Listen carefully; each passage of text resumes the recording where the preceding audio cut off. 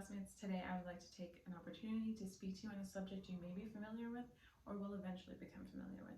You and I are here at PCC to receive a higher education and possibly transfer to a university to pursue a degree in order to start a new career.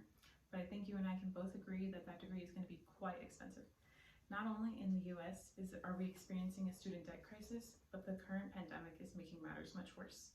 Today, there is absolutely no doubt that there is a mountain of unprecedented student loan debt within the millennial generation.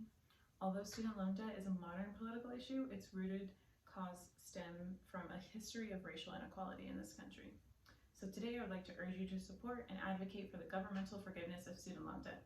In doing so, we will provide financial relief to millions of Americans, boost the economy during an economic recession, and eventually lead to tuition-free universities and public colleges. According to the Federal Reserve, the St. Louis, the student debt crisis in the U.S. is a growing $1.6 trillion. On average, 70% of students graduate with student loan debt. And according to the U.S. News data, the average amount of student loan debt is $30,000. As a student myself striving for a higher education, there are a few fears that linger about the future at hand. Like how long will I be stuck paying off these student loan debts? Will that prevent me from having a wedding or buying a home or having children? These are some of the side effects that many of Americans are facing during the student debt crisis. So today I would like to guide you through the problems within the student debt crisis, the social and economic causes, and why the solution to this problem is canceling student debt and extending publicly funded education. So let us first dive into some of the problems Americans are dealing with during this crisis and how it affects gender, minorities, and class. More than 45 million Americans own student debt, and it's a direct result of decades of disinvestment into higher education that has left many people financially and mentally stressed.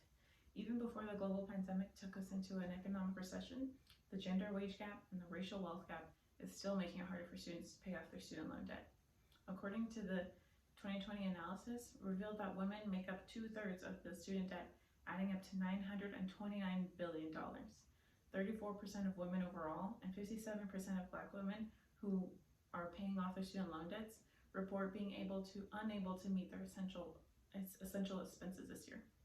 So in today's society, I've seen my fair share of women having to go into mountains of student loan debt, all while working full-time or supporting a family, and my mother being a prime example of that. Although women are not alone in the student debt crisis, according to the National Center of Education Statistics, Hispanic and Black students are more likely to graduate with higher levels of student debt versus white students. They are also more likely to default on their loans. 71% of Black students borrow federal loans to pay for four-year colleges, compared to 56% of white students. Due to the racial wealth gap, the average Black household owns 1/13 of the wealth of the average white household. TD Bank estimates that student debt holders spend 20% of their take-home money on paying back student loans. This directly impacts the economy, makes it harder for borrowers to establish wealth, buy properties, start families, and it exacerbates existing inequality within the United States. Now that we have talked about some of the problems within the student debt crisis, let's look into some reasons as to how we got to this crisis to begin with. The current crisis is highly worth noting, the history of which led us here and the racial inequalities it has created. Sourced by CNBS, in 1919, an estimated 600,000 students were enrolled in American colleges, almost entirely white men. In 1958, the Cold War brought fears that Americans were failing behind, and Congress passed the National Defense Education Act, first offering students scholarships and loans to go to college. By 1965, JFK and LBJ paved the way for the war on poverty with the Higher Education Act, which allowed students to receive federal assistance according to income, allowing the opportunity for more students to go to college. During the Reagan era and the tax revolt in 1981, Ronald Reagan began cutting federal higher education funding programs. And flash forward to the Great Recession of 2008, Americans opted to go back to college to earn a degree in hopes of getting paid higher wages. Revealed in the College Board from 2008 to 2018, colleges have increased by 25%, while student debt has increased by 107%. Now, due to the pandemic, America's economy has seen this economic crisis hasn't seen an economic crisis like this since the Great Depression. The past decisions of America have direct impacts on the student debt crisis now. Economists have said that it's impossible to pay back the growing $1.6 trillion worth of student loan debt. Government forgiveness will undoubtedly stimulate the economy and benefit millions of Americans. Biden supports forgiving $10,000 of federal loan borrowers as COVID-19 relief, but 67% of debtors owe far more than $10,000. Radical problems calls for radical solutions. Senator Bernie Sanders was the first to propose the College for All Act in 2017. The legislation would eliminate tuitions and fees at four-year public colleges and universities for families making up to $125,000, about 80% of the population. Publicly funded colleges and universities are nothing new.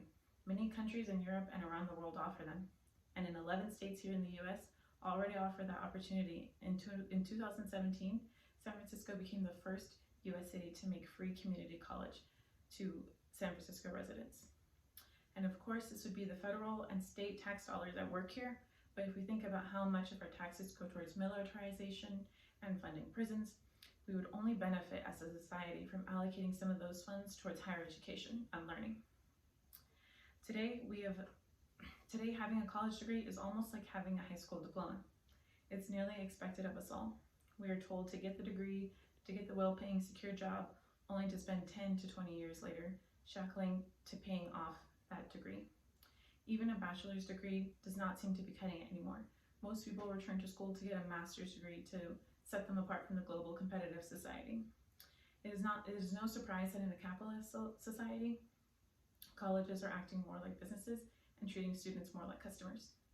It is an upsetting socioeconomic issue and injustice that must be addressed.